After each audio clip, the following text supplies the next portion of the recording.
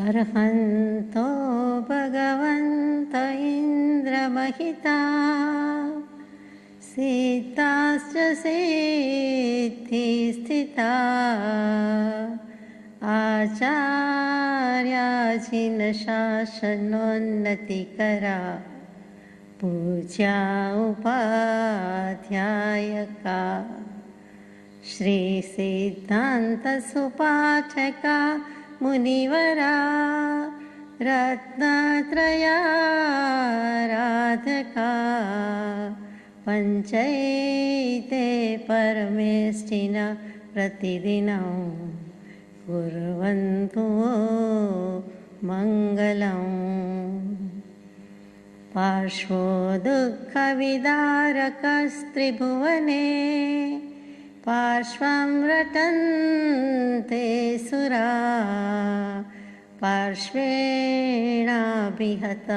कषायकटकं पार्श्वाय तस्मै नमः। पार्श्वात् प्राप्य सुखं भुजङ्गयुगलं पार्श्वस्य धैर्यं महत् पार्श्वे ध्यानरतो लभेत् शिवपदं हे पार्श्व वै पाहि नः। सत्श्रुतने नमस्कार, असीम उपकारी आत्माने नमस्कार, तारक त्रिपुटीने नमस्कार, मावित्रोने नमस्कार, माविત્રો સમાન મુરબ્બીઓ મુમુક્ષોને નમસ્કાર, પ્રત્યેક શુદ્ધાત્મ દ્રવ્યને નમસ્કાર। પરમ કૃપાળુ દેવ પ્રણીત વચનામૃતજી ક્રમાંક 960 આભ્યંતર પરિણામ અવલોકન હાથનોંધ 1 એમાં છેલ્લું અંક છે 88। એકવાર વિક્ષેપ શમ્યા વિના બહુ સમીપ આવી શકવા યોગ્ય અપૂર્વ સંયમ પ્રગટશે નહીં, કેમ ક્યાં સ્થિતિ કરીએ? અને અહીંયા પહેલી હાથનોંધ પૂરી થાય છે। ગઈકાલ સુધીમાં યથાશક્તિ વિચારણા કરી અને છેલ્લે સતદેવ, સદગુરુ, સદધર્મનું સ્વરૂપ બતાવ્યું સંબોધ સત્તરીના શ્લોક વડે, અને પછી પોતે એવી દશામાં છે નથી, કેટલી દશા છે, કેટલી બાકી છે, કેવું હોવું જોઈએ, એમ જે કાંઈ ઉહાપો કર્યો છે એના અંતે સતદેવ ગુરુ ધર્મના સ્વરૂપના અંતે છેલ્લે એમ પણ જણાવ્યું કે એવા જીન સદૃશ ધ્યાનવાળો કેવો થઈશ, એટલે કે જીન ભગવાન જે મુદ્રામાં છે, પદ્માસન મુદ્રા હોય કે કાળસર મુદ્રા હોય, પણ ધ્યાન મુદ્રા તો અવશ્ય છે ને છે જ, તો એ મુદ્રામાં તન્મય થયેલો એવો જ જીન જેવો જ હું ક્યારે થઈશ, ક્યારે થઈશ, ક્યારે થઈશ એમ કરીને તરત જ પાછા ધર્મનું સ્વરૂપ, જીન ધર્મનું સ્વરૂપ મૂકવા જાય છે। તો અહીંયા 88મા અંકમાં એમ મૂક્યું કે એકવાર વિક્ષેપ શમ્યા વિના આ વિક્ષેપ શું છે કે અમુક દશા થશે નહીં, છેવટનું કેવલ જ્ઞાન થશે નહીં, ત્યાં સુધી આ વિક્ષેપ છે ત્યાં સુધી। તો એ વિક્ષેપ કોને કહેવો? તો આપણે સામાન્ય ભાષામાં વિક્ષેપ શું કહીએ કે વિવત્તા ક્ષિપ, વિશેષપણે વિરુદ્ધપણે મૂકી દેવું, ફેંકી દેવું, નાખી દેવું, એને વિક્ષેપ કહીએ। ક્ષિપ એટલે મૂકવું, રાખવું, એના પરથી ક્ષિપ્ર કહીએ છીએ, ક્ષેત્ર કહીએ છીએ, સંન્યાસ કહીએ છીએ, ન્યાસ કહીએ છીએ।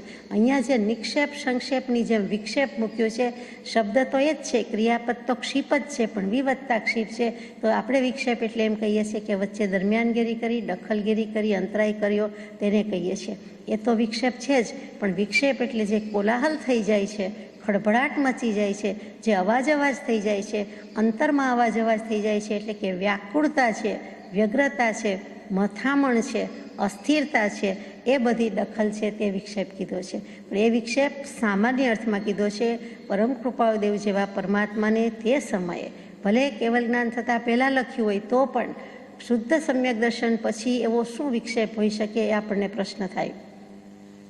પોતે જ લખ્યું છે એટલે વિચારવાનું છે કે છે તો ખરો, વિક્ષેપ શમ્યો નથી, તો એ કયો વિક્ષેપ હોય? તો કે જે ધ્યાનની 5 અવસ્થા કહેવાય છે, મનની એટલે કે ચિત્તની 5 અવસ્થા કહેવાય છે, એમાં 3 અવસ્થા પસાર થઈ ગઈ હોય, પણ જે 5મી કેવલ જ્ઞાનની અવસ્થા હોય એ બાકી છે। એટલે કે વચ્ચે 4થી અવસ્થા આવે છે અને ત્યાં સુધી આવી જવાયું છે, પરંતુ કેવળ નિજ સ્વભાવનું અખંડ જ્ઞાન રહેવું જોઈએ, વર્તવું જોઈએ, તે અખંડિતપણે રહ્યું નથી કે રહી શકતું નથી, ત્યાં સુધીની વાત છે। એટલે કે કેવલ જ્ઞાન પહેલાંની વાત મૂકી છે, આત્મસિદ્ધિજી પણ લખતા પહેલાંની વાત હોય એ ચોક્કસ છે। તો એ વિક્ષેપને આપણે વિચારવાનો છે કે એવો વિક્ષેપ ક્યારે અને કેવી રીતે ને શું હોય. તો કે હંમેશા જ્યારે નિર્વિકલ્પ સમાધિ આવે અથવા થાય, એક વખત થાય પછી વારંવાર થાય પછી સતત રહેવાનો જે પુરુષાર્થ પ્રયત્ન છે તેની આ વાત છે. તેમાં 4 મોટા વિઘ્ન આવે. પહેલું લય, બીજું વિક્ષેપ, ત્રીજું કષાય અને ચોથું રસાસ્વાદ. આ સર્વ ઇતર દર્શનને પણ માન્ય છે. વધારે ઇતર દર્શનમાં જ આવે છે. એની જ પરિભાષા છે કે લય, વિક્ષેપ, કષાય અને રસાસ્વાદ. આપણે હંમેશા રસાસ્વાદને આત્માના અમૃતનો રસનો સ્વાદ એમ માનીને શુભ અને સર્વોત્કૃષ્ટ માન્યું છે, પણ અહીંયા જુદી રીતે રસાસ્વાદને વિઘ્ન માની લીધું છે, જેમાં આપણને સારી ઊંઘ આવી જાય અથવા તો સારું કંઈ લાગે અને એમાં સુખ બુદ્ધિ થઈ જાય છે. એમ જે મુમુક્ષુતા શાતાશિલ્યામાં રોકાઈ જાય છે, ખડી રહે છે, એમ યોગ ધ્યાનવાળાને પણ કેટલીક વખતે નિર્વિકલ્પ સમાધિમાં કેટલુંક સુખ વેદાતું હોવાથી જે કેવળ જ્ઞાન સુધી જવું જોઈએ કે પરિપૂર્ણ છેવટનું લઈ લેવું જોઈએ ત્યાં સુધી જઈ શકતા નથી અને એ રસાસ્વાદમાં ખડી રહેવાય છે, રોકાઈ જવાય છે. એટલે એ છેલ્લું વિઘ્ન છે. તો એની પહેલાંનું જે કહ્યું છે તે તો કે વિક્ષેપ નામનું વિઘ્ન. તો વિક્ષેપ નામનું વિઘ્ન કેવી રીતે આપણે આપણા સમજવા માટે લઈએ કે જેવી રીતે બાજ કે બિલાડીથી ભય પામીને કોઈ વાર ચકલી ઘરમાં પ્રવેશ કરી જાય છે કે બહાર હશે તો એને કાં બાજ ઉપાડી જશે, બાજ પક્ષી અથવા તો બિલાડી લઈ જાય, તો એવો કંઈક ભય પામીને એ ઘરમાં પ્રવેશ કરે છે. પણ તે ભયથી વ્યાકુળ હોવાથી ઘરમાં સંતાવાની જગ્યા તરત માલુમ પડતી નથી. એને તરત ખબર પડતી નથી કે આ ઘરમાં, રૂમમાં, ખંડમાં, સભા મંડપમાં પ્રવેશી તો ગઈ, પણ હવે ક્યાં મારે રહેવું કે ક્યાં સ્થિતિ કરવી, એટલે જગ્યા શોધી શકતી નથી. પાછી એટલે ફરીથી બહાર નીકળી જાય છે અને પાછું ભય અથવા મરણરૂપી ખેદથી એની અવસ્થા પૂરી થાય છે. કાં તો મરી જાય છે ભયથી વ્યાકુળ થઈને અને કાં તો ભયભ્રાંત થઈને બહાર જ રહેતી હોય છે. તેવી જ રીતે અનાત્મ પદાર્થોને દુઃખના હેતુરૂપ જાણી આપણી જ વાત આવે છે કે આત્મા સિવાયના એટલે જળ પદાર્થને દુઃખના કારણ, દુઃખના હેતુરૂપ જાણી અને અદ્વૈત એવો આત્માના આનંદનો અનુભવ લેવા માટે વૃત્તિ અંતર્મુખ કરવી છે, થાય પણ છે, પરંતુ વૃત્તિનો વિષય હજુ જોઈએ તેવો ચેતન આત્મા અતિ સૂક્ષ્મ હોવાથી હાથમાં આવ્યો નથી, એટલે તેમાં સ્થિરતા થતી નથી અને એટલે તત્કાળ જેવો અંતર્મુખ થવા જાય છે તે જ વખતે એ ચેતન સ્વરૂપ આત્માને આનંદનો લાભ થતો નથી, તરત જ થતો નથી. માટે વૃત્તિ પાછી વિધિન નો ટાઈમ અથવા તો લગભગ તરત જ બહિર્મુખ થઈ જાય છે અને આ બહિર્મુખતા છે એ જ વિક્ષેપ છે, એનું જ નામ વિક્ષેપ છે. એટલે કે થવું હોય છે અને તે અંતર્મુખ થાય પણ છે, અંતર્મુખ થાય છે પણ ત્યાં હજી સ્થિતિ થઈ શકતી નથી, હજી થયો ન થયો અને ત્યાં તરત જ આત્માના અનુભવનો સ્વાદ લેવાની બદલે તરત એ બહાર નીકળી જાય છે. એટલે કે એને ચોઈસ નથી, પસંદગી નથી, એનો એટલો પુરુષાર્થ ઓછો પડે છે અથવા સમય પાક્યો નથી, જે ગણો તે, પણ એ વખતે જેવી વૃત્તિ બહિર્મુખ થાય છે તેનું નામ અહીંયા વિક્ષેપ કીધું છે. એટલે કેટલી બધી વખત નિર્વિકલ્પ સમાધિ સુધી પહોંચ્યા પછી પણ કૃપાળદેવ જેવા લખે કે આ વિક્ષેપ એ સંપૂર્ણ શમી જવો જોઈએ, એ શમ્યા પછી જ આ અપૂર્વ સંયમ પ્રગટશે, ત્યાં સુધી નહીં. અને પછી પાછું લખે છે કેમ, ક્યાં સ્થિતિ કરીએ.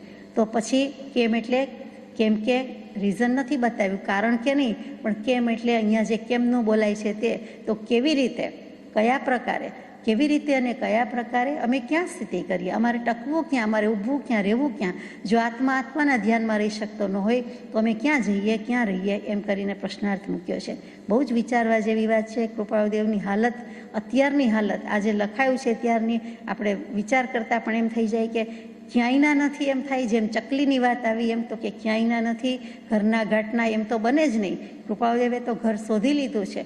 આપણે કહીએ કે હમ તો કબહુ ન નિજ ઘર આયે, સ્વભાવ સ્થિતિ છે એ સ્થિતિ છે જ, પણ જેમને અખંડ જોઈએ છે, કેવલ જ્ઞાન સુધીની જોઈએ છે, ત્યાં વિઘ્ન આવ્યું છે. ફરીથી લઈએ એમાં જ કે વૃત્તિની સ્થિરતા વિના સ્વરૂપના આનંદનો લાભ થતો નથી.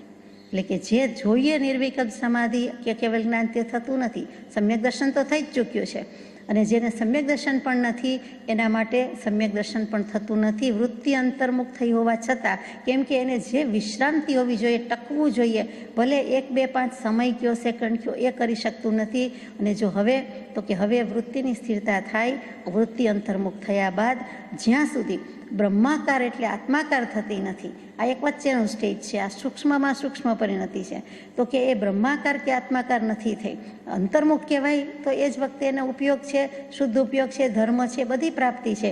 તેમ છતાં એમ કહે છે કે હજી આત્માકારતા ભજતી નથી, બ્રહ્માકાર થતી નથી. ત્યાં સુધી બહારના પદાર્થમાં દોષ ભાવના કરીને વૃત્તિને બહિર્મુખ થવા દેવી નહીં, પણ અંતર્મુખ જ રાખવાનો પ્રયત્ન કરવો, એ જ આ વિક્ષેપ શમનનો ઉપાય છે.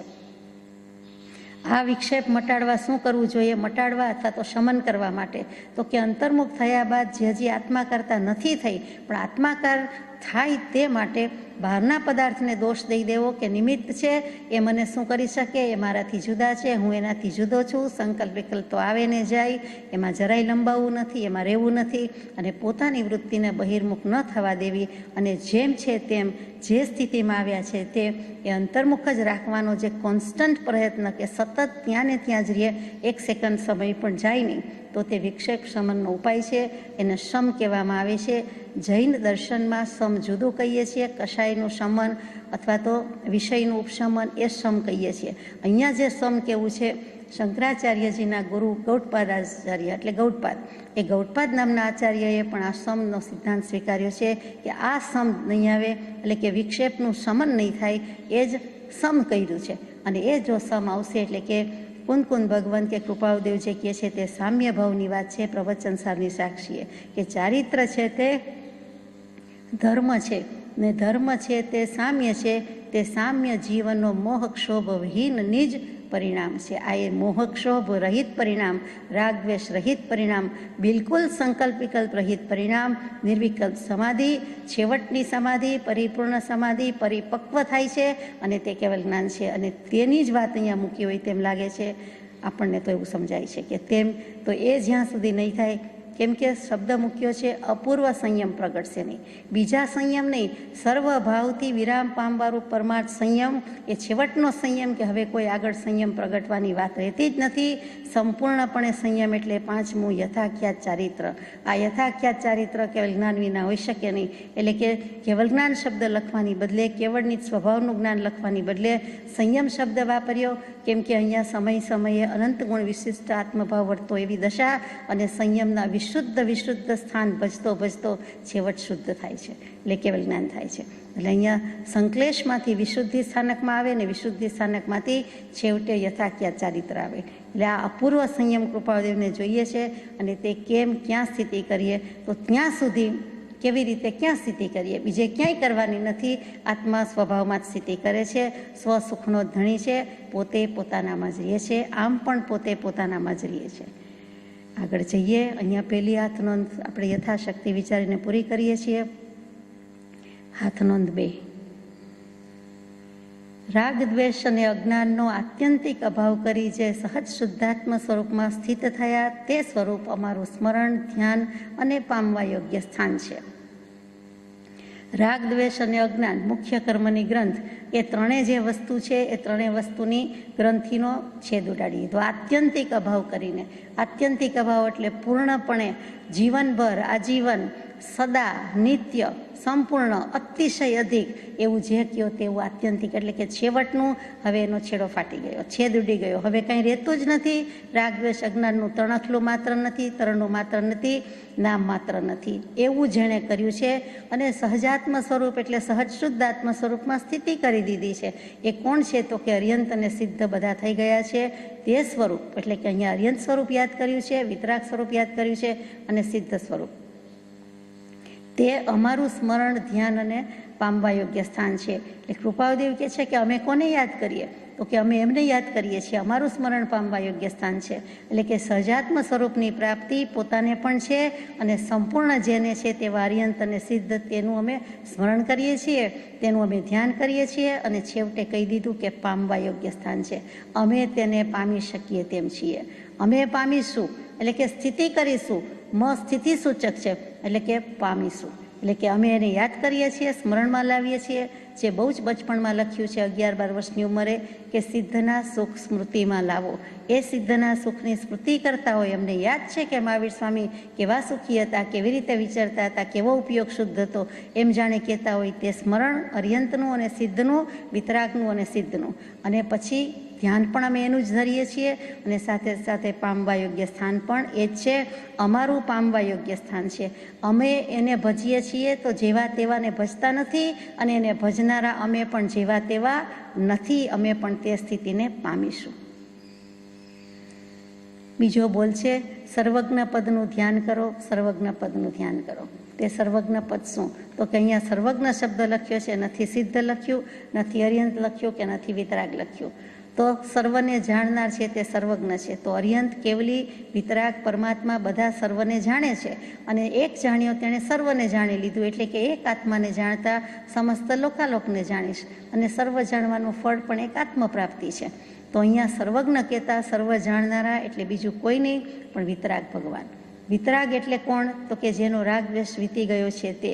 વિતરાગ એટલે અર્યંત. અર્યંત એટલે કોણ? તો કે કેવલી. તો અહીંયા વિતરાગ પ્રભુ, પરમાત્મા, અર્યંત, કેવલી, અથવા તો જે શબ્દ મૂક્યો છે તે સર્વજ્ઞ, એમાં કોઈ ભેદ નથી. અને એનું ધ્યાન કરો, એનું ધ્યાન કરો.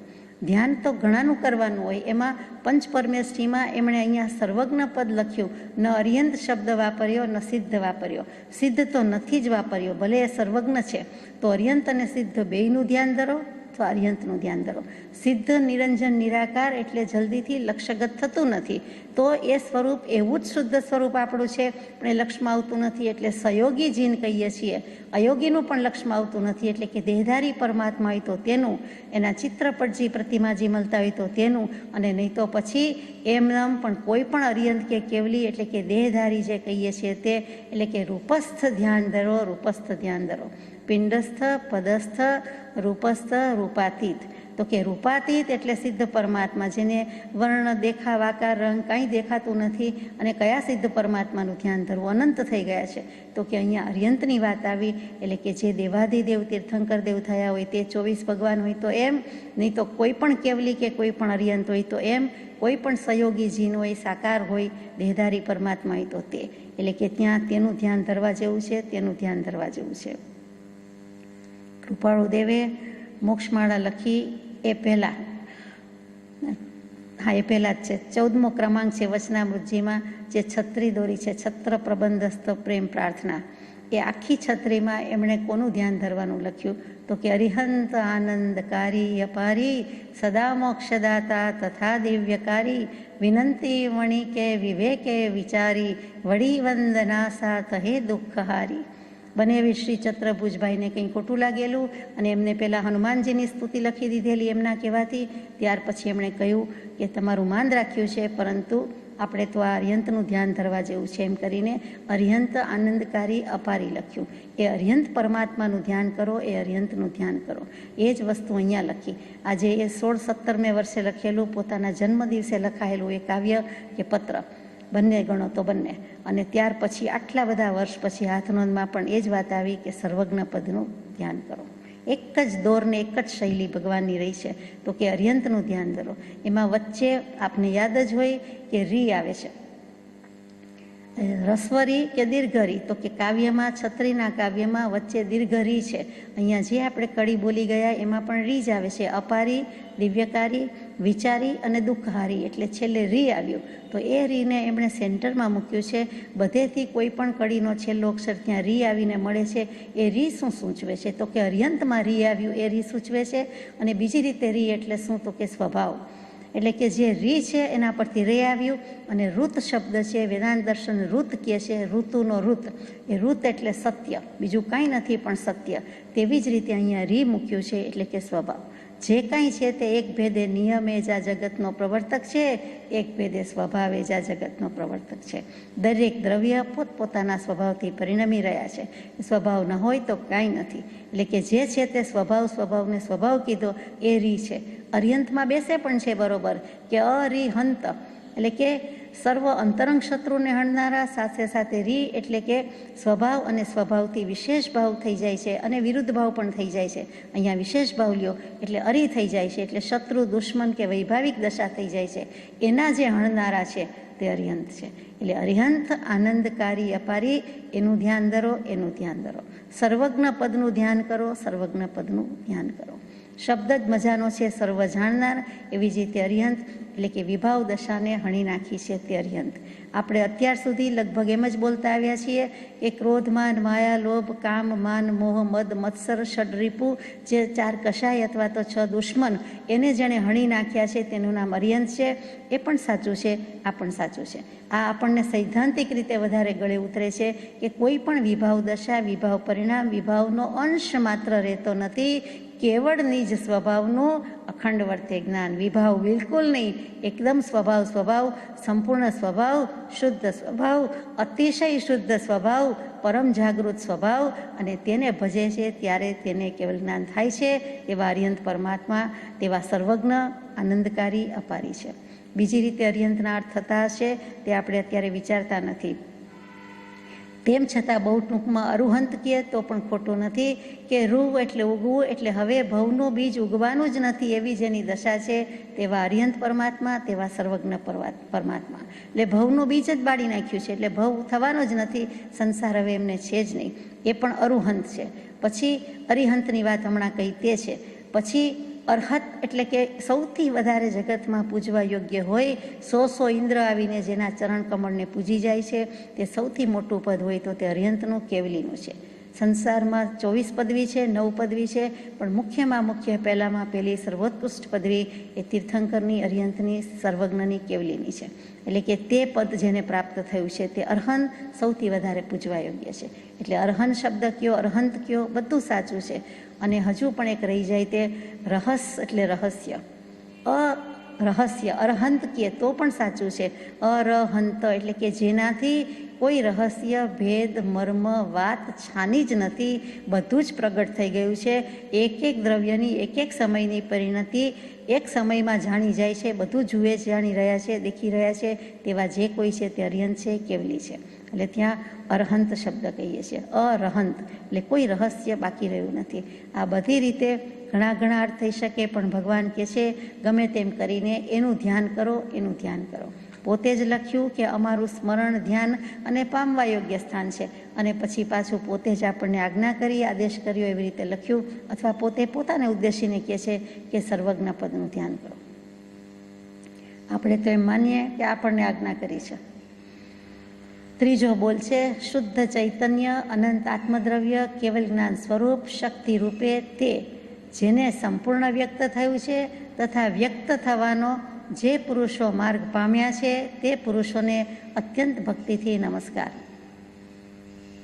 શું સંપૂર્ણ વ્યક્ત થયું છે? શરૂઆતમાં એમ લીધું ત્રીજા બોલમાં શુદ્ધ ચૈતન્ય, એટલે કે જગત આખામાં જેટલા શુદ્ધ ચૈતન્ય છે અનંતા છે. અનંતા સિદ્ધ થયા, અનંત કેવલી થયા છે, અનંત તીર્થંકર થયા છે, અને અનંત શુદ્ધાત્મા છે. એટલે પેલું એકલું શુદ્ધ ચૈતન્ય લીધું, બહુવચન લીધું નથી. અહીંયા ચૈતન્ય લખ્યું નથી, એ યાદ રાખવા જેવું છે. શુદ્ધ ચૈતન્ય, શુદ્ધાત્મ તત્વ બધા પાસે છે, અને જેની પાસે પ્રગટાવ્યું છે તે બધા લઈ લીધા. એટલે કે અનંતા અરિહંત, અનંતા સિદ્ધ લઈ લીધા.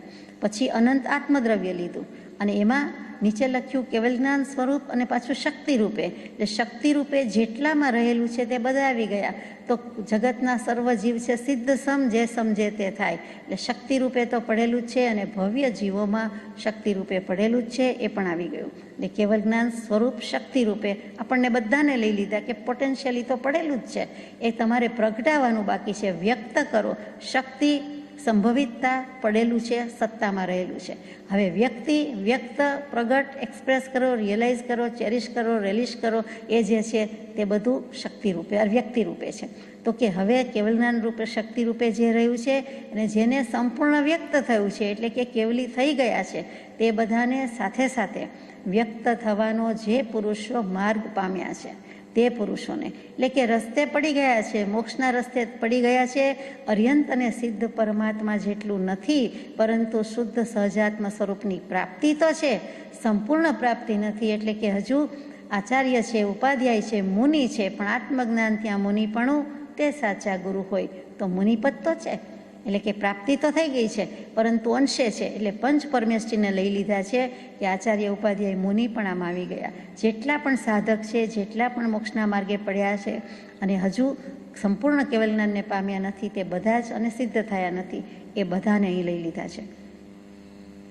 6 પદના પત્રમાં કૃપાળદેવ પ્રકાશે કે શ્રી સત્પુરુષોએ સદગુરુની ભક્તિ નિરૂપણ કરી છે તે માત્ર શિષ્યના કલ્યાણને અર્થે કહી છે. તો ત્યાં સત્પુરુષોને સદગુરુ બે લીધા છે. તો ત્યાં સત્પુરુષો લીધા છે તે બીજું કોઈ નહીં પણ તીર્થંકર દેવ અથવા તો કેવલી પ્રભુ. અહીંયા તીર્થંકર દેવની દેશના સાથે સરખાવીએ છીએ.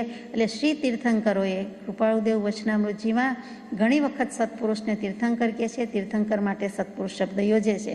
તો કે શ્રી તીર્થંકરોએ એટલે કે સત્પુરુષોએ સદગુરુની ભક્તિ નિરૂપણ કરી છે. એમની દેશનામાં સતદેવ તત્વ, સદગુરુ તત્વ, સદ્ધર્મ તત્વ હતું જ, છે જ, હોય જ. એટલે ત્રણેય તત્વની આરાધના કરવાની હોય. તો એ જ તીર્થંકરે કે એ જ કેવલી પ્રભુએ, એ જ સર્વજ્ઞ પ્રભુએ આ 3 તત્વની ઓળખાણ કરાવી છે કે સતદેવ હોવા જોઈએ, સદગુરુ હોવા જોઈએ, સદ્ધર્મ હોવું જોઈએ. એટલે અહીંયા પણ એ જ આવ્યું કે અર્યંત અને સિદ્ધ એ બંને તો સહજાત્મ સ્વરૂપ સંપૂર્ણ પ્રગટાવી દીધું. સિદ્ધ ભગવંતે સંપૂર્ણ પ્રગટાવ્યું, અર્યંતે સંપૂર્ણ પ્રગટાવ્યું, પણ હજુ દેહધારી હોવાથી બાકી રહ્યું. એટલો સમય બાકી રહ્યું, એટલું આયુષ્ય છે ત્યાં સુધી બાકી રહ્યું. અને એટલો એમને ત્યાં સુધી આપણી સાથે છે, આપણી વચ્ચે છે. પછીના જે આચાર્ય ઉપાધ્યાય મુનિ છે એ પણ દેહધારી તો છે જ, પરંતુ એમને સહજાત્મ સ્વરૂપની પ્રાપ્તિ તો છે જ. એટલે નમો આયર્યાણમ, નમો ઉવજ્જાયાણમ, નમો લોયે સૌવસાહુણમ એ બધા જ લઈ લીધા. અને ત્યાં સાધુ સાધ્વીજી ઇન જનરલ અને સાથે સાથે જે કોઈ સમ્યક દૃષ્ટિ છે, મોક્ષ માર્ગની સાધના કરે છે તે બધા સાધકને પણ લઈ લીધા છે. એ બધાને અત્યંત ભક્તિથી નમસ્કાર. કૃપાળુદેવ કરે છે, નમસ્કાર લખે છે અને અત્યંત ભક્તિથી લખે છે. આપણે એમનેમ લખતા નથી. અત્યંત એટલે પૂર્ણ, આજીવન, નિત્ય, સદા, અતિ અતિ અધિક, અતિશય, અતિનો પણ જ્યાં અંત આવી જાય. એક મર્યાદા હોય, કલ્પેલી મર્યાદા હોય, દૃષ્ટિ પડતી હોય ને આકાશ ને પૃથ્વી ભેગા થઈ જતા હોય, ક્ષિતિજ રેખા એક થઈ જતી હોય, એવી રીતે જ્યાં સુધી દૃષ્ટિ પહોંચે ત્યાં સુધી અતિ અને એનો પણ જ્યાં અંત આવી જાય છે તેવી ભક્તિથી. અને બીજું અત્યંત એટલે બહુ બળવંતી, મહાશક્તિશાળી, પાવરફુલ, વેરી પાવરફુલ. તો કેવી? તો કે એક્સ્ટ્રીમલી પાવરફુલ. તો કે એવી ભક્તિથી નમસ્કાર કરીએ છીએ. શક્તિ આત્માની છે અને આત્મા એટલી જ શક્તિથી, એટલી જ ભક્તિથી, ઉત્કૃષ્ટતાથી બળિયો થઈને નમસ્કાર કરે છે આત્મા, એમ સૂચવે છે. હવે સહજાત્મ સ્વરૂપ શું એ તો આપણે જાણીએ છીએ કે સર્વ વિભાવ અને પ્રભાવથી રહિત શુદ્ધ સ્વરૂપ છે આત્માનું. તે જ શુદ્ધ સ્વરૂપ, તે જ સહજાત્મ સ્વરૂપ છે અને તેને ભગવાને નમસ્કાર કર્યા છે. તે જેને સંપ્રાપ્ત છે તેને નમસ્કાર કર્યા છે. બીજી રીતે જુઓ તો પોતે પોતાને જ નમસ્કાર કર્યા છે કે અહો અહો હું મુજને નમું, શાંતિજીન સ્તવનની જેમ. કે અહીંયા દશા થઈ ગઈ છે કૃપાળુદેવની, એટલે આ બધાને નમસ્કાર કરતાં પોતાની દશા પણ તે જ હોવાથી પોતે પોતાને નમસ્કાર કર્યા છે. આગળ જઈએ. 4થો અંક છે નમો જીણાણમ જીદ ભવાણમ જીન તત્વ સંક્ષેપ. આ નમો જીણાણમ જીદ ભવાણમ શું છે? તો કે નમો જીણાણમ એટલે જીનેશ્વર ભગવંતને નમસ્કાર, જે કોઈ જીન થઈ ગયા છે તેમને નમસ્કાર. અને જીદ ભવાણમ એટલે જેણે ભવને જીતી લીધા છે, જેણે સંસારને જીતી લીધા છે તે સર્વજ્ઞ વિતરાગ પ્રભુને નમસ્કાર. જેટલા સર્વજ્ઞ થયા, જેટલા વિતરાગદેવ થયા, જેણે પણ ભવ જીતી લીધો છે, સંસાર જીતી લીધો છે, તે બધાને સહયોગીજીન, અયોગીજીન બધા એમાં આવી ગયા, એમને નમસ્કાર કરું છું. આ વાંચીને આપણને યાદ આવે કે કુનકુન ભગવંતે 50 લખ્યું. 50 એટલે 766મો પત્ર. આપણે યથાશક્તિ વિચારણા કરી ગયા અને પરમ કૃપાળુદેવે બીજા કોઈ શાસ્ત્રનો નહીં અને તેનો એક એક શ્લોકનો 173 ગાથાનો અનુવાદ કરવાની કૃપા કરી. તે 50 તે 50 મંગલાચરણ છે. ઇન્દ સદ વંદિયાણ તિહુવણ ઇદ મધુર વિસદ વર્ણાણમ અંતાતીદ ગુણાણમ નમો જીણાણમ જીદ ભવાણમ. ત્યાં મંગલાચરણમાં 4th ચરણ, 4થું ચરણ છે ત્યાં મૂકેલું છે. ફરીથી કે ઇન્દ સદ વંદિયાણમ એટલે શત સો ઇન્દ્રોથી વંદિત છે. તિહુવણ હિદ મધુર, હિતકારી, મધુરી વાણીમાં કહેવાનું છે. વિસદ વકર્ણાણમ કે શું છે શબ્દ, એ કંઈક એવો શબ્દ છે, વદનારને એમ કેવું છે ત્યાં. અને અંતાતીદ ગુણાણમ એટલે કે અનંત ગુણોને ધરનારા છે, નિસીમ ગુણના ધરનારા છે એવા નમો જીણાણમ જીદ ભવાણમ. એવા જે કોઈ જીન ભગવાન છે તેમને હું નમસ્કાર કરું છું. જે જીત ભવી છે તેને નમસ્કાર કરું છું. એકલા જીનને નમસ્કાર કર્યા નથી. એને ગુજરાતીમાં કહું તો શત ઇન્દ્ર વંદિત ત્રિજગરહિત નિર્મળ મધુર વદનાર અને નિસીમ ગુણધરનાર અને જીત ભવ નમું જીનરાજને. આ જીનરાજને અને જીત ભવ, જેમ જીતેન્દ્રિય કહીએ છીએ તેમ જીત ભવ છે. આ ખાસ શબ્દ છે, બહુ ભાગ્યે જ વપરાતો હશે. અહીંયા કહી દીધું કે ભવ એટલે જ સંસાર, સંસાર એટલે જ ભવ, એ જેણે જીતી લીધા છે. જો પંચાસ્તિકાયના મંગલાચરણથી પંચાસ્તિકાયનો સાર છે, સંક્ષેપ છે, 10 સેકન્ડમાં પૂરો થઈ જાય તે ભગવાને લખી દીધો. જીન તત્વ સંક્ષેપ એટલે ટૂંકમાં, સંક્ષેપ એટલે સાર. એને સમાવી દીધું, સમેટી લીધું. આવડું મોટું પંચાસ્તિકાય 173 ગાથા, અને એને 17 વાક્ય પણ નથી આપ્યા, 10 વાક્યમાં, 12 વાક્યમાં, એ પણ નાના નાના વચનમાં એમણે મૂકી દીધું છે. તે આપણે વિચારીએ છીએ. પહેલું છે અનંત અવકાશ છે. અવકાશ, સ્પેસ, અવકાશ, આકાશ. તો કે લોકાકાશ અને અલોકાકાશ છે, બંને થઈને એને અનંત જ કહેવું પડે. લોકની મર્યાદા આવી જાય છે એટલે લોકાકાશ કહીએ છીએ, તેના અસંખ્યાત પ્રદેશ છે. પણ જ્યારે આકાશની વાત આવે ત્યારે આકાશાસ્તિકાયના પ્રદેશ આવે ત્યારે અનંત કહેવું પડે. એકલું લોકાકાશ હોય તો અસંખ્યાત, પણ અલોક ભેગું થાય એટલે પછી અનંત થઈ જાય છે. તો અનંત અવકાશ છે, એટલે એનો કોઈ અંત જ નથી, આ અવકાશ જ છે. એમાં શું છે તો કે એમાં જળ ચેતનાત્મક વિશ્વ રહ્યું છે. વિશ્વ, વિષ ધાતુ એટલે પ્રવેશ કરવો, એના પરથી આવેશ, પ્રવેશ વગેરે શબ્દો આવ્યા. તો કે વિશ્વ, જેમાં બધા જ દ્રવ્યનો, બધી જ વસ્તુનો, બધી જ વ્યક્તિનો, બધું જ એટલે બધું જ જે કયો તે ચીજ વસ્તુ, પરચૂરણ, આ તે, તણખલું, હવા, બધું, તો કે બધું જ જેમાં આવી જાય છે, પ્રવેશ પામ્યું છે, તેનું નામ વિશ્વ છે, તેનું નામ લોક છે. એટલે અહીંયા વિશ્વ શબ્દ મૂક્યો છે કે જળ પણ આવી ગયું, ચેતન પણ આવી ગયું. અનંત અવકાશ, એમાં જળ ચેતનાત્મક વિશ્વ રહ્યું છે. પછી વિશ્વની મર્યાદા બતાવી કે 2 અમૂર્ત દ્રવ્યથી છે. 2 છેડા ભેગા થાય છે, 2 છેડા તો છે જ. વિશ્વ એટલે એની મર્યાદા કહી દીધી. મર્યાદા કઈ રીતે? તો કે 2 અમૂર્ત દ્રવ્યથી છે. શું કામ? તો કે ધર્માસ્તિકાય અને અધર્માસ્તિકાય હોય તો જ તે લોકમાં રહી શકે, જઈ શકે ને બધા આવી શકે, પ્રવેશી શકે. જ્યાં ધર્માસ્તિકાય અધર્માસ્તિકાયનો પ્રવેશ નથી, ગતિ નથી, તે અલોકાકાશ છે. એટલે કે લોક બંધાઈ ગયું, એટલે કે એક બોક્સમાં આવી ગયું, એના જેવું કહ્યું. ભલે અસંખ્યાત પ્રદેશ છે તો પણ એની મર્યાદા આવી ગઈ. જેને ધર્માસ્તિકાય અને અધર્માસ્તિકાય એવી સંજ્ઞા છે, એવા 2 અમૂર્ત દ્રવ્યથી આ વિશ્વ મર્યાદા છે. એટલે કે મર્યાદામાં રહીએ છે. મર્યાદા એટલે લિમિટ પણ કહેવાય, અને મર્યાદા એટલે એનો સ્વભાવ પણ કહેવાય. જીવ અને પરમાણુ પૂતગલ એ 2 દ્રવ્ય સક્રિય છે. એની સાથે લઈએ કે સર્વદ્રવ્ય દ્રવ્યત્વ શાશ્વત છે. તો આ 2 સક્રિય છે, એનો અર્થ શું કે બીજા કયા છે? તો બીજા 4 દ્રવ્ય છે, ધર્માસ્તિકાય, અધર્માસ્તિકાય, આકાશાસ્તિકાય અને કાળ. આ 4 ઉદાસીનપણે સહાયક છે. એ નિષ્ક્રિય છે, એ સ્વભાવમાં જ છે. એની પરિણતિ સ્વભાવ પરિણતિ જ છે, વિભાવ પરિણતિ થતી નથી. તો જીવ અને પરમાણુ પૂતગલ એ 2 દ્રવ્ય છે, એટલે કે જીવ અને અજીવ દ્રવ્ય એ જ સક્રિય છે. 2 લડાઈ આની જ છે. જે કાંઈ બાજી છે એ આ 2ની જ છે, જીવ અને પૂતગલની જ છે. એટલે એ 2 દ્રવ્યને સક્રિય કયા છે. સર્વદ્રવ્ય બીજા ભલે ઉદાસીનપણે સહાયક છે, નિષ્ક્રિય છે, અક્રિય છે, તો પણ સર્વદ્રવ્ય, દ્રવ્ય તો કીધા જ છે, દ્રવ્યત્વ શાશ્વત છે. 6 દ્રવ્યનું અસ્તિત્વ તો હતું, છે ને રહેશે, શાશ્વત છે, સનાતન છે. ધર્માસ્તિકાયથી માંડીને કાળ, એ 6 દ્રવ્ય શાશ્વત છે, સનાતન છે.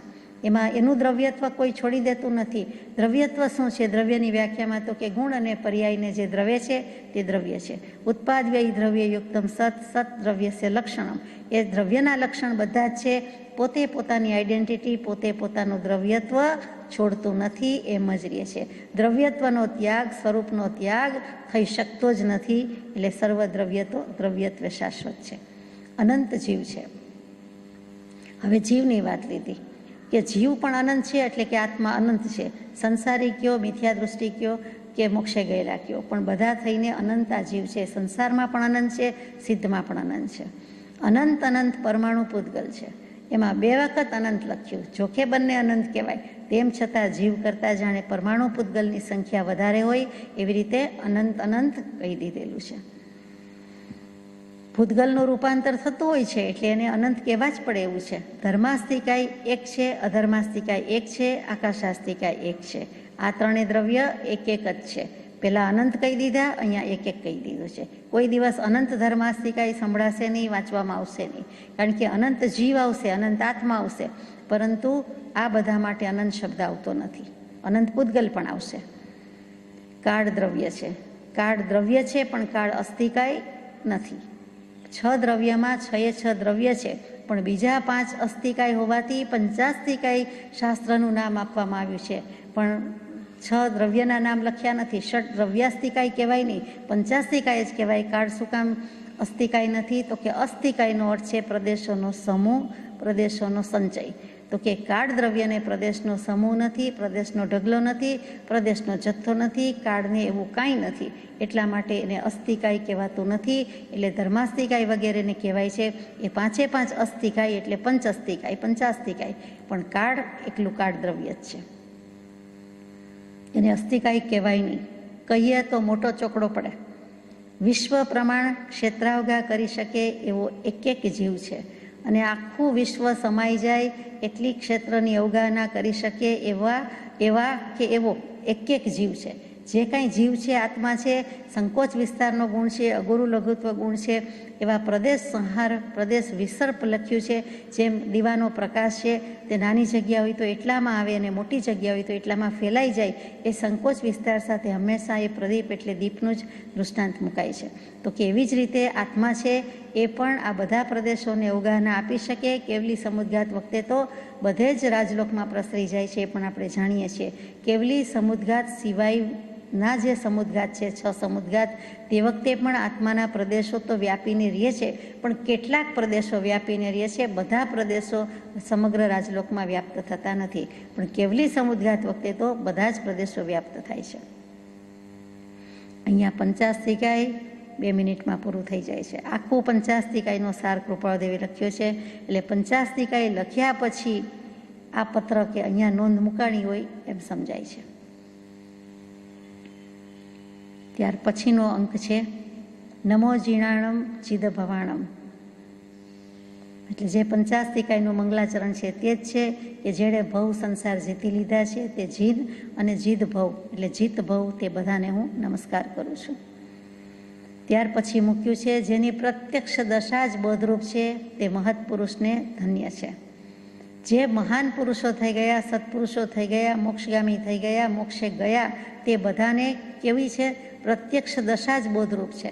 એની દશા જ બોધરૂપ છે. એમણે કાંઈ કહેવાની જરૂર જ નથી. કાંઈ બોલે કે ન બોલે, કાંઈ કહે કે ન કહે, પણ તેમની દશા, તેમનું પ્રત્યક્ષપણું જ બોધ સ્વરૂપ છે. આનંદમાનંદ કરમ પ્રસન્નમ જ્ઞાન સ્વરૂપમ નિજ બોધ રૂપમ. પોતાને પોતાનો બોધ લાગ્યો છે, એટલે હવે પોતે બોધ સ્વરૂપ થયા હોવાથી બીજાને પણ તે બોધ લાગી જાય છે. કહેવું પડતું નથી, કરવું પડતું નથી.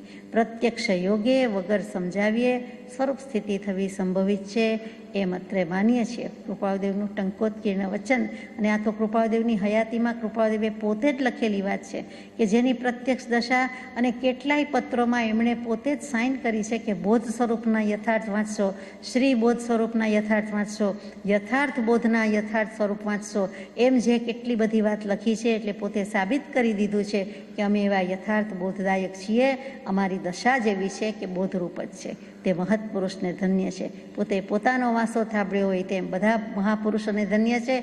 પોતે પણ તેમ જ છે, તેમને પણ ધન્ય છે. ધન્યવાદ છે. આગળ જઈએ કે જે મતભેદે આ જીવ ગ્રહાયો છે તે જ મતભેદ જ તેના સ્વરૂપને મુખ્ય આવરણ છે. તો પોતાને પોતાનો બોધ લાગી જાય અને પોતાની દશા એવી બોધ સ્વરૂપ થઈ જાય તો વાંધો ક્યાં આવે છે? તો કે જે મતભેદથી આ જીવ ગ્રહાયો છે, 54મો પત્ર બહુ શરૂઆતમાં વચનામૃતજીમાં આવી ગયો, તે ઘણું કરીને મનસુખ રામભાઈ ત્રિપાઠીને લખાયો હોય તો નવાય નહીં. અને એવા કોઈક પત્રમાં લખી દીધું છે. શું લખી દીધું છે? શરૂઆત જ પત્રની એમ છે કે મોક્ષના માર્ગ 2 નથી, અને તે માર્ગમાં મતભેદ નથી, અસરળતા નથી, ઉન્મત્તતા નથી, ભેદાભેદ નથી, માન્ય નથી. તે સરળ માર્ગ છે, તે સમાધિ માર્ગ છે, તેથી સ્થિર માર્ગ છે, અને સ્વાભાવિક શાંતિ સ્વરૂપ છે. આટલા તો વિશેષણ મૂકી દીધા છે કે મોક્ષના માર્ગ 2 છે જ નહીં. એક હોય 3 કાળમાં પરમારથનો પંથ, એટલે 2 છે જ નહીં. એ માર્ગમાં મતભેદ હોઈ શકે નહીં. 2 હોય તો મતભેદ થાય ને, 2 છે જ નહીં, એક જ છે. એમાં અસરળતા નથી, એટલે કે સરળ છે, સરળતા છે, સત સરળ છે, સર્વત્ર તેની પ્રાપ્તિ હોય છે. સુગમ છે, સરળ છે, પછી ઉન્મત્તતા નથી, એમાં વટી જવાનું નથી, એમાં ઘેલા થઈ જવાતું નથી, પાગલ થઈ જવાતું નથી, ભેદાભેદ નથી, કોઈ ભેદેય નથી ને અભેદેય નથી, માન્યનો કોઈ પ્રશ્ન આવતો નથી. એટલો એ સરળ માર્ગ છે, શાંતિનો માર્ગ છે, સમાધિનો માર્ગ છે, અને એટલે જ સ્થિર છે, અને સ્થિર છે એટલે જ સ્વાભાવિક શાંતિ સ્વરૂપ છે. આગળ જઈએ કે તે મતભેદ જ તેના સ્વરૂપને મુખ્ય આવરણ છે. એ પણ સાચી વાત છે કે સ્વચ્છંદ મત આગ્રહ તજી વર્તે સદગુરુ લક્ષ સમકિત તેને ભાખ્યું કારણ ગણી પ્રત્યક્ષ. એટલે સ્વચ્છંદ જતો નથી, આપણો મત જતો નથી, આગ્રહ જતો નથી. નાની શી મોટી વાતમાં નાનેથી કે પહેલેથી કે છેલ્લે સુધી વિચાર કરીએ તો આપણને લાગે જ કે સ્વચ્છંદ ક્યારે ગયો, ક્યારે સ્વચ્છંદ નથી કરતા, એ સવાલ છે. તો એ રહ્યો છે, ટળ્યો નથી, એટલે જ આપણને આપણો બોધ લાગતો નથી, આત્માનો બોધ લાગતો નથી. અને કરવાનું તો તે જ છે. 54મા પત્રમાં પણ આગળ મૂક્યું છે કે કોઈ પણ ધર્મ સંબંધી મતભેદ રાખવો છોડી દઈ. જુઓ, ષટ દર્શનની તુલના કર્યા પછી આવે છે, કોઈ પણ ધર્મ સંબંધી મતભેદ રાખવો છોડી દઈ એકાગ્ર ભાવથી સમ્યક યોગે જે માર્ગ સંશોધન કરવાનો છે તે એ જ છે. સંશોધન એટલે રિસર્ચ કરીએ તે પણ ખરું, અને સંશોધન એટલે શુદ્ધિ કરીએ, સમ્યક પ્રકારે શુદ્ધિ કરીએ તો એ મોક્ષનો જ માર્ગ છે. જ્યાંથી ત્યાંથી મોક્ષ કયોની જ શુદ્ધતા તે પામે તે પંથ, બીજો કોઈ પંથ નથી. મહાજનો યેન ગતઃ સહપંથા, કે જ્યાં જ્યાં જે પંથેથી જે રસ્તેથી મહાપુરુષો ગયા તે જ મોક્ષનો પંથ છે, અને તે જ લેવાનો છે. નથી થઈ શકતું સ્વરૂપને મુખ્ય આવરણ કયું છે? તો કે બસ મતભેદ છે તે જ છે. અને આપણે સમજીએ જ છીએ વ્યવહારની કે પરમાર્થની, વ્યવહારથી જ કોઈ પણ નાનામાં નાની વાત લ્યો, વચન લ્યો, તરત જ આપણને હાના થશે.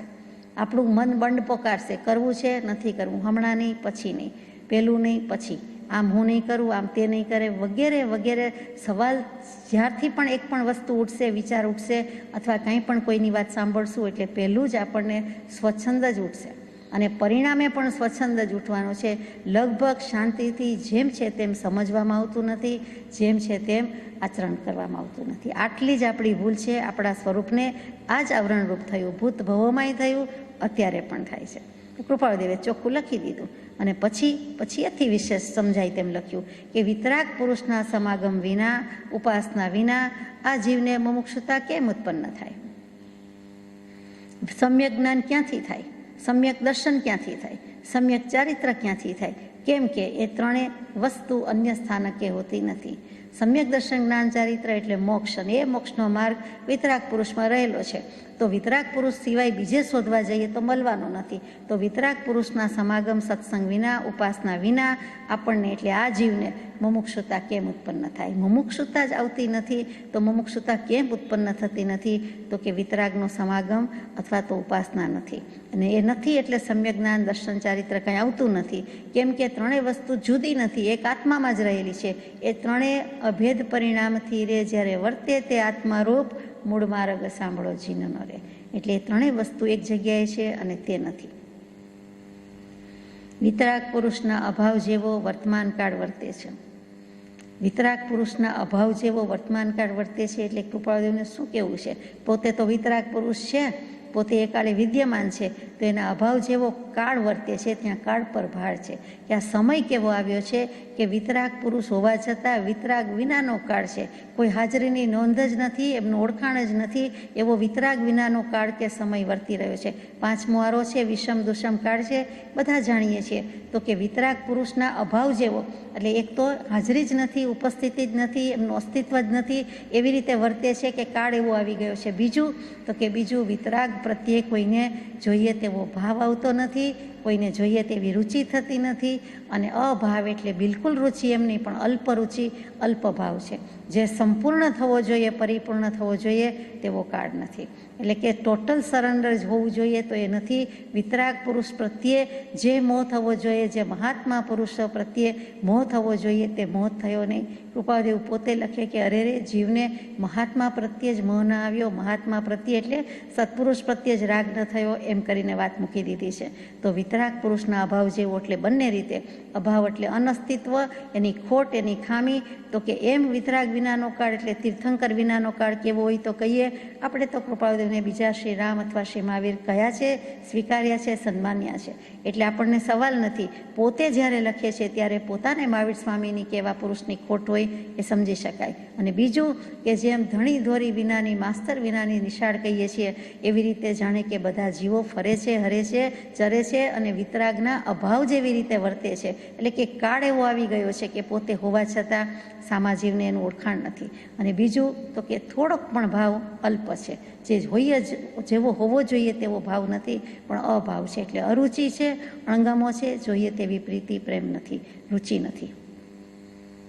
હે મુમુક્ષુ, વિતરાગ પદ વારંવાર વિચાર કરવા યોગ્ય છે, ઉપાસના કરવા યોગ્ય છે, ધ્યાન કરવા યોગ્ય છે. 3 વસ્તુ મૂકી દીધી. બધામાં ત્રિક આવે એમ અહીંયા પણ 3 વસ્તુ આવી કે હે મુમુક્ષુ, છેવટનું કહી દેતા હોય એમ કે હે ભાઈ, તારે આટલું અવશ્ય કરવા જેવું છે એમ કહી દીધું. હે મુમુક્ષુ, જો તું મુમુક્ષુ થયો હોય કે થવું હોય તો તને લાગવું પડે છે કે વિતરાગ પદ એટલે અર્યંત પદ, સર્વજ્ઞ પદ જેની આપણે વાત કરી રહ્યા છીએ તેનો વિચાર કરવા યોગ્ય છે કે તે પદ ખરેખર શું છે, તે પદવીમાં શું શું આવે, અને ઉપાસના કરવા યોગ્ય છે. પહેલો વિચાર થાય તો એની ઉપાસના કરવા જેવું છે. ઉપ વત્તા આસ, નજીક જઈને બેસવા જેવું છે, તેની ચર્યામાં રહેવું જેવું છે, તેનું પરિચર્યન કરવા જેવું છે. એટલે તેની સેવના, પૂજના, આરાધના, ભક્તિ વગેરે કરવા યોગ્ય છે.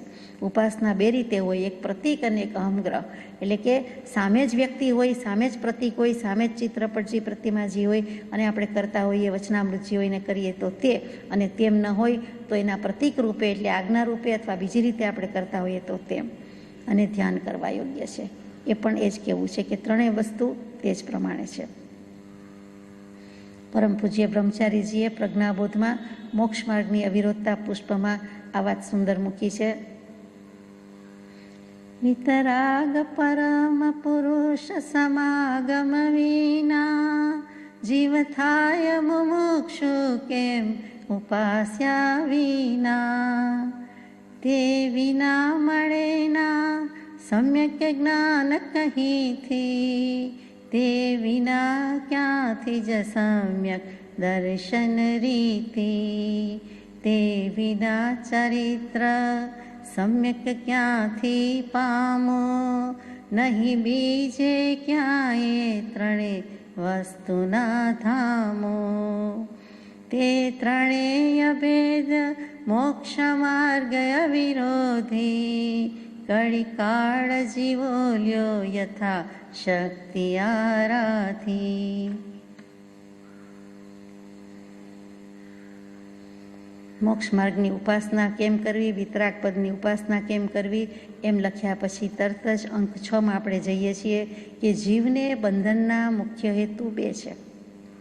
તો આ ઉપાસના કેમ થતી નથી, ક્યાં વાંધો પડ્યો છે? એક બાજુથી વિતરાગની ઉપાસનાની વાત, વિતરાગ પદ વિચારવાની આજ્ઞા, અને હવે પછી વિતરાગ કેમ નથી એનાથી બિલકુલ એક્સ્ટ્રીમ તો કે રાગીની વાત આવી કે રાગ અને દ્વેષ વાંધો અહીંયા છે જન્મ જરાને દુઃખ મુખ્ય હેતુ, પણ મુખ્ય દુઃખના કારણ જ જન્મ જરાને વગેરે છે, અને ખરેખર તો એના વિના કાંઈ નથી. એનો નાશ થશે તો જ ભવનો નાશ થશે. તો બંધનના મુખ્ય હેતુ 2 છે, રાગ અને દ્વેષ. રાગના અભાવે દ્વેષનો અભાવ થાય, એટલે કે વિતરાગ શબ્દ કહેવાય છે, વિત દ્વેષ કહેવાતું નથી, કેમ કે રાગમાં દ્વેષ ઇન્ક્લુડ થઈ જાય છે, સમાવેશ પામી જાય છે. એટલે કે જો રાગનો અભાવ થયો તો દ્વેષનો અભાવ તો થાય જ, હોય જ, કરાય જ. અહીંયા રાગ અને દ્વેષ 2 શબ્દ ઉપર બધું લીધું અને ત્યાર પછી લખ્યું કે રાગનું મુખ્યપણું છે. એટલે રાગ અને દ્વેષમાં મુખ્ય કોણ છે તો રાગ છે. અહીંયા આપણે રાગનું સ્વરૂપ વિચારવાના નથી, આપણે જાણીએ જ છીએ, અનુભવીએ જ છીએ. મોક્ષમાળાના શિક્ષાપાઠ 44 આખો રાગ શબ્દ ઉપર છે, એટલે કે એમાં આપણે બધું યથાશક્તિ શીખવાડી દીધું છે, ભગવાને વિચારી ગયા છીએ. હવે શું તો કે એવા જ 10 મહાવાક્ય કયા હતા કે સંસાર વિના રાગ નથી અને રાગ વિના સંસાર નથી. 10 મહાવાક્યમાં ઘણું કરીને મૂકેલું છે. એટલે મહાવાક્ય શું તો કે બધું ભૂલી જવાય તો ચાલે, આખી મોક્ષમાળામાંથી માત્ર 10 વાક્ય યાદ હોય, 1 વાક્ય યાદ હોય તો એવાનું 1 વાક્ય તે રાગ વિના સંસાર નથી અને સંસાર વિના રાગ નથી. જાણીએ જ છીએ છતાં નથી જાણતા જેવો ઘાટ કર્યો છે કે 107મું પદ લખ્યું, પત્ર લખ્યો લોકપુરુષ સંસ્થાને, એમાં પણ લગભગ છેલ્લે લખ્યું કે જહાં રાગ અને વળી દ્વેષ તહાં સર્વદા માનો ક્લેશ, ઉદાસીનતાનો જ્યાં વાસ, સકળ દુઃખનો ત્યાં છે નાશ. અને પછી લખી દીધું ભવછેવટની છે એ દશા રામધામ આવીને વસ્યા. ત્યાં પણ કૃપાળદેવે ભવછેવટની દશાનો નિર્દેશ કરી દીધો છે. રામ પણ લખી દીધું કે આત્મરામ થયા છીએ, શુદ્ધ આત્મ થયા છીએ, શુદ્ધાત્મ દ્રવ્ય પ્રાપ્ત કર્યું છે, હતું અને એનું સ્વરૂપની સંપ્રાપ્તિ કરી છે એ વગેરે એમાં જડબે સલાક મૂકી દીધું. આગળ જઈએ કે રાગને લીધે જ સંયોગમાં આત્મા તન્મય વૃત્તિમાન છે.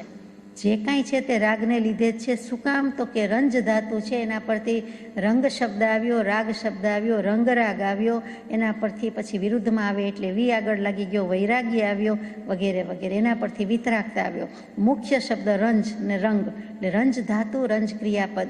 આપણો ઉપયોગ કાં તો કોઈથી રંજિત થાય છે, કાં તો આપણો ઉપયોગ કોઈને રંજિત કરવામાં જાય છે. એટલે કોઈકને સુખી દુઃખી કે ખુશી નાખુશી કરવામાં આપણો ઉપયોગ વપરાય છે, ઉપયોગનો ઉપયોગ થઈ જાય છે, કાં તો કોઈ એનો ઉપયોગ આપણને ખુશ નાખુશ પ્રસન્ન અપ્રસન્ન કરવામાં વાપરે છે. આ સિવાય દુનિયામાં છે શું?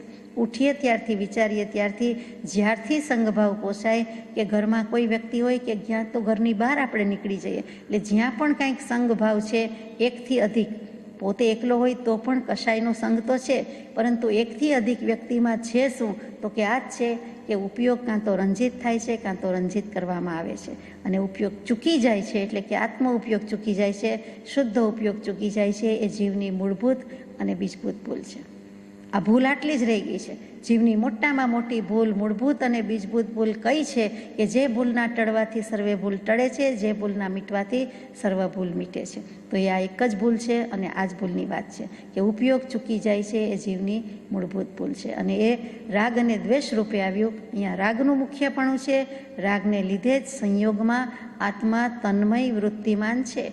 જે સંયોગ મળ્યો છે એ રાગને લીધે મળ્યો છે. એટલું જ નહીં પણ અત્યારે પણ એ રાગ વશાત જ પોતે આત્મા એમાં જ તન્મય થાય છે, તદાકાર થાય છે, તદ્રૂપ થાય છે. તાદાત્મ્ય અધ્યાસવત વર્તી જાય છે. હું તે જ તે ભાવમય કે તે વ્યક્તિમય કે તે ગુણમય કે તેની સાથે બિલકુલ એકાકાર થઈ જાય છે. એ એકાકાર વૃત્તિ નથી કરવાની, એક આત્મા સાથે કરવાની છે, બ્રહ્માકાર વૃત્તિ કરવાની છે. એની બદલે જે તે પદાર્થ, પરિસ્થિતિ અને પાત્ર પ્રત્યે કરી જાય છે તેમાં જ એ તન્મય છે. અને તે જ કર્મ મુખ્યપણે છે. તે મુખ્યમાં મુખ્ય કર્મ પણ તે જ છે. કર્મ એટલે બીજું કાંઈ નથી. એ રાગાદિક ભાવો રહ્યા છે, રાગાદિક બુદ્ધિ રહી છે એટલે કર્મ સમય સમયે બાંધ્યા જ કરે છે. જેમ જેમ રાગદ્વેષ મંદ તેમ તેમ કર્મબંધ મંદ, અને જેમ જેમ રાગદ્વેષ તીવ્ર તેમ તેમ કર્મબંધ તીવ્ર. એટલે જેટલી મંદતાને પામે છે તો મંદ થાય છે, તો મંદ કર્મ બંધ થાય છે. તીવ્રતાને પામે છે તો તીવ્ર કર્મ બંધ થાય છે. અને રાગદ્વેષનો અભાવ ત્યાં કર્મબંધનો સાંપ્રદાયિક અભાવ. જ્યાં રાગદ્વેષનો અભાવ થાય છે, જ્યારે થાય છે ત્યારે મેં કર્મબંધનો અભાવ થાય છે એમ લખી દીધું હોય તો ન ચાલે. કૃપાળદેવે સાંપ્રદાયિક શબ્દ મૂક્યો, પારિભાષિક શબ્દ આવ્યો. સંપ્રાય એટલે કશાય, આ જીન પરિભાષા છે. અને સાંપ્રદાયિક એટલે અર્થ ઉપરથી આર્થિક, ધર્મ પરથી ધાર્મિક, એમ સંપ્રાય પરથી સાંપ્રદાયિક. એટલે કશાયિક ભાવ થઈ જાય છે. જો કશાયિક અભાવ છે, જો રાગદ્વેષનો અભાવ છે તો કશાયનો પણ અભાવ છે, કશાયનો અભાવ છે તો રાગદ્વેષનો પણ અભાવ છે. આ કશાયિક ભાવ શું છે? તો કે કશાય ભાવના નિમિત્તથી જે કર્મ પરમાણુ આત્મામાં થોડોક વખત પણ રહી જાય છે તે કશાય થાય છે તેટલો વખત આત્મામાં કર્મ પરમાણુ રહી જાય છે, લાગી જાય છે. કારણ કે કાયમ તો રહેતા નથી. આત્માનો સ્વભાવ નથી કર્મ બાંધવાનો કે રાગદ્વેષ કરવાનો, આત્માનો સ્વભાવ જ નથી. એટલે જે થોડાક વખત માટે મહેમાનની જેમ આવી જાય છે એ કશાય ભાવ છે. અને એના નિમિત્તે જે કર્મ પરમાણુ ચોંટી ગયા, આત્માને લાગી ગયા તે, અને એ પણ થોડો વખત રહેવા માટે છે, તે સાંપ્રદાયિક. એટલે થોડા વખત માટે છે, માટે જ તે કર્મબંધનો સાંપ્રદાયિક અભાવ થઈ શકે છે, કશાયનો અભાવ થઈ શકે છે. કશાય એટલે બીજું કાંઈ નથી, શુભાશુભ ભાવ કેવું છે. ક્રોધમાન, માયાલોભ વગેરે કરીએ એના કરતાં શુભાશુભ ભાવ કહી દઈએ. શુભ ભાવ પણ કશાય છે, અશુભ ભાવ પણ કશાય છે. અને એ બંનેનો જ્યારે અભાવ થાય છે ત્યારે કર્મબંધ લાગતો નથી, રાગદ્વેષ થતા નથી. હવે રાગદ્વેષ થવાનું મુખ્ય કારણ પછી લાંબી ડેશ કરીને કૃપાળદેવ લખે છે તે કે મિથ્યાત્વ એટલે અસમ્યક દર્શન છે. રાગદ્વેષ થવાનું કારણ શું? આપણે કરવાનું હોય તો એ થઈ જાય એનું કારણ શું? તો કે મૂળમાં મિથ્યાત્વનું મોટું પોટલું ભેગું છે, એટલે માથે મિથ્યાત્વ લઈને ફરીએ છીએ. એટલા માટે આ રાગદ્વેષ થઈ જાય છે. મિથ્યાત્વ શું છે આપણે જાણીએ છીએ. સાચા દેવ ગુરુ ધર્મનું ઓળખાણ નવું તે મિથ્યાત્વ, અને મિથુન જોડવાનો ભાવ જોડ ભાવ છે. એટલે કે જોડાઈ જાય છે. શું જોડાઈ જાય છે? તો કે દેહ અને આત્મા એક નથી, છતાં દેહ તે હું એમ મનાઈ જાય છે, થઈ જાય છે. જ્યારે એમ બોલે કે ગાય કે છે દેહાદિથી ભિન્ન આત્મા રે, ત્યારે પણ દેહભાવ હોય એનું શું? ત્યારે પણ આત્મભાવ નથી, તો એ મિથ્યાત્વ છે. એટલે કે ગૃહિત મિથ્યાત્વ અને અગૃહિત મિથ્યાત્વ. આડા આવડા કેટલાય બધા દેવદેવીની માન્યતામાંથી નીકળી ગયા હોય તો પણ સાચા દેવગુરુ અને ધર્મનું સંપૂર્ણ ઓળખાણ નથી, ત્યાં સુધી મિથ્યાત્વ છે. જો ઓળખાણ પડ્યું હોય, થોડુંક પણ ઓળખાણ પડ્યું હોય, તો એને મિથ્યાત્વ ટકે નહીં કે રહે નહીં. એને સાચા દેવ નથી મળ્યા, સાચા ગુરુ મળ્યા નથી, કે સાચો ધર્મ મળ્યો નથી. અને બધું મળ્યું તો એ પહેલાં મિથ્યાત્વમાંથી બહાર નીકળી ગયા, પરંતુ હજુ પોતાના આત્માની સત્યની, અસ્તિત્વની, ભાવની ભાષણ થયું નથી, શ્રદ્ધા થઈ નથી, તો જ એ મિથ્યાત્વ ટકે, નહીં તો કેમ ટકે? અને બીજું કે દેહભાવ છે એમાંથી એ બહાર નીકળ્યો નથી, એટલે કે અસંગતા જ આવતી નથી, કારણ કે એને સંગભાવ જ વાલો છે. એ બીજાને રાજી રાખવાનો જ લગભગ પ્રયત્ન કરે અને બીજો પહેલાંને રાજી રાખવાનો પ્રયત્ન કરે. એટલે આમાં ને આમાં ઉપયોગ ઢોળાઈ જાય છે, મલિન થઈ જાય છે, શુભાશુભ થઈ જાય છે. ઉપયોગ શુદ્ધ રહેવો જોઈએ, તે રહેતો નથી. આ પણ એક મિથ્યાત્વ છે, મોટું મિથ્યાત્વ છે. આ મોટું કારણ છે. તો રાગદ્વેષ થવાનું મુખ્ય કારણ મિથ્યાત્વ એટલે અસમ્યક દર્શન છે.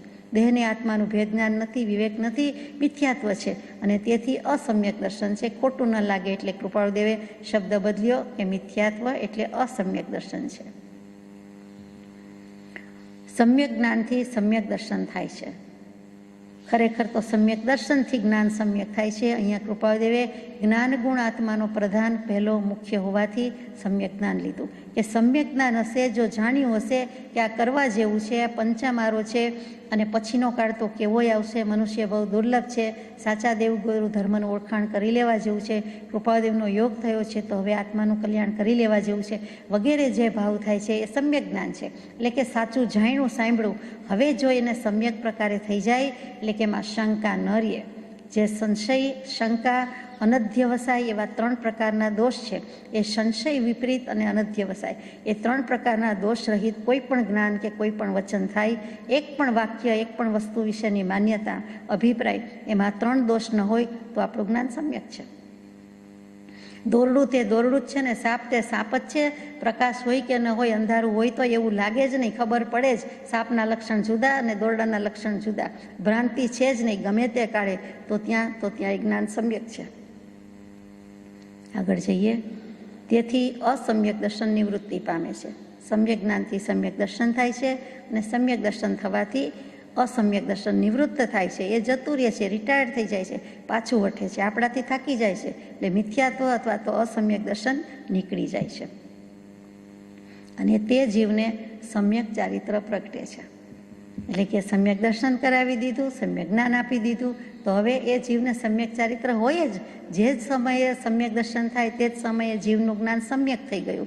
સાથે સાથે સમ્યક ચારિત્ર એટલે સ્વરૂપાચરણ ચારિત્ર તો ત્યારે જ વર્તે છે. બીજો કોઈ પણ ત્યાગ હોય કે નહીં, પણ જો આત્માનો અનુભવ થયો તો તે વખતે એણે આખી દુનિયાનો ઉલાળ્યો કર્યો, 14 લોકને ફગાવ્યો, ત્યારે જ એને થયું. તો તે વખતે એને કર્મબંધ પણ લાગતા નથી. એક પણ સમય હોય તો એક પણ સમય, 10 સમય હોય તો 10, સેકન્ડ હોય તો સેકન્ડ, પણ એ વખતે એને ચારિત્ર કહેવાય. ત્રણેય વસ્તુ સાથે જ રહી છે, અને એ સમ્યક ચારિત્ર પ્રગટે છે. પણ વિતરાગ દશા માટેનું જે ચારિત્ર હોવું જોઈએ તે જ નથી. એટલે યથાજ્ઞાત ચારિત્ર પછી પ્રગટે છે. 5મું ચારિત્ર છે, છેવટનું સામાયિક વ્રત છે, છેવટનો સંયમ છે. તો એ સંયમનું બીજું નામ વિતરાગ દશા છે. જે વિતરાગ દશા છે, સંપૂર્ણ વિતરાગ દશા જેને વર્તે છે તે ચરમ શરીરે જાણીએ છીએ. અને જો આ વિતરાગ દશા અંશે હોય, એમાંથી નિજ સ્વભાવનું જ્ઞાન અંશે હોય, 47 મિનિટ હોય, પણ જો 48 મિનિટમાં એક સમય ઓછા સુધી પહોંચી જાય, આ તો વધુમાં વધુ, તો એને ચરમ શરીરી જાણીએ છીએ, તદ્ભવ મોક્ષગામી જાણીએ છીએ. તે જ ભવે તે મોક્ષે ચાલ્યો જાય છે. એટલે ચરમ શરીરી, ચરમ એટલે છેલ્લું, ચરમ તીર્થંકર, છેલ્લા તીર્થંકર મહાવીર સ્વામી કહીએ આ કાળની અપેક્ષાએ. એમ ચરમ શરીરી એટલે કે છેલ્લું શરીર છે. મોક્ષે જતા પહેલાંનો જે છેલ્લો દેહ છે, છેલ્લો ભવ છે, છેલ્લું શરીર છે, તેને ચરમ શરીરી કહેવાય છે. તો બીજી શબ્દોમાં સારી રીતે કહીએ તો તદ્ભવ મોક્ષગામી, એટલે કે તે જ ભવે તે મોક્ષે ચાલ્યા જાય છે. એટલે કે મોક્ષ પહેલાંના છેલ્લા દેહધારી પરમાત્મા, તેને ચરમ શરીરી કહીએ છીએ. તે કૃપાળદેવની જ વાત ચાલે છે, તેમની જ દશાની વાત છે. એમણે કોઈક પત્રમાં અગાઉ મૂકી દીધું છે કે મનુષ્ય દેહે વિતરાગ થઈ શકાય છે, સંપૂર્ણ વિતરાગ થઈ શકાય છે. પાછું લખ્યું, એવો નિશ્ચલ અનુભવ છે, અમે પણ એ જ દશા પામવાના છીએ. બહુ શરૂઆતમાં લખી દીધું છે. અને સાવ શરૂઆતના પત્રમાં 27માં તો લખ્યું કે હું સર્વજ્ઞ સમાન સ્થિતિમાં ઝીલું છું. લિખિતાંગ આશોપ્રજ્ઞ રાજચંદ્ર. પણ આ વાતને સાગર રૂપ થઈને રક્ષા આપજો, એટલે કે બનેવીશ્રીને લખ્યું છે, પણ તમારે કોઈને બહાર પાડવાની નથી. એટલે તમે દરિયાવ દિલના છો અને સાગરના પેટાળમાં બધું ઘણો ખજાનો પડ્યો રહે, તેમાં વચન રત્ન પણ પડ્યો રાખજો, શબ્દ રત્ન પણ એમાં મૂકી દેજો, અને તમારે કોઈને કહેવાની જરૂર નથી. એવા પ્રભુ લખે છે કે મનુષ્ય દેહે વિતરાગ થઈ શકાય છે. એમ જ છે ને, પહેલેથી થોડા વિતરાગ થાય છે, પહેલેથી થોડા બધા જન્મ્યા પહેલાં શીખીને આવ્યા કે જન્મીને શીખી ગયા, પછી શીખ્યા. એવી જ રીતે પહેલાં તો બહિરાત્મા હોય, પછી અંતરાત્મા થાય, પછી જ પરમાત્મા વિતરાગ દશા થાય છે. અને સંપૂર્ણ વિતરાગ દશા એટલે સંપૂર્ણ પરમાત્મા, કેવલી પ્રભુ, અને તે ચરમ શરીરી હોય, એમાં નવાઈ નથી. એટલે પોતે જે પ્રતિજ્ઞા પાડી છે તે પ્રતિજ્ઞા છેવટ સુધી પાડી છે. જે ભવના પછખાણ લઈ લીધા છે, આલોચના કરી લીધી છે, એ પણ પૂરેપૂરી કરી છે. અહીંયા હાથનોંધમાં પણ ચખે ચડાવ્યું છે, પાને ચડાવ્યું છે, અને છેલ્લે કહી દીધું છે કે અમારું પણ આ જ લક્ષ્ય છે, અને અમે પણ આ જ થવાના છીએ, આ જ કરવાના છીએ. અંતમાં, નહીં રાગનો ને દ્વેષનો લવલેશ આત્મ પ્રદેશમાં, પરમાત્મા સમજો ધર્મ મૂર્તિ દેહધારી વેશમાં, કળિકાળમાં ભવરોગ ટળવા વૈદ્યમાનું આખરો, પ્રભુ તુલ્યમાશય તત્વજ્ઞાની રાજચંદ્રમયા કરો. સજાત્મ સ્વરૂપ પરમ ગુરુ.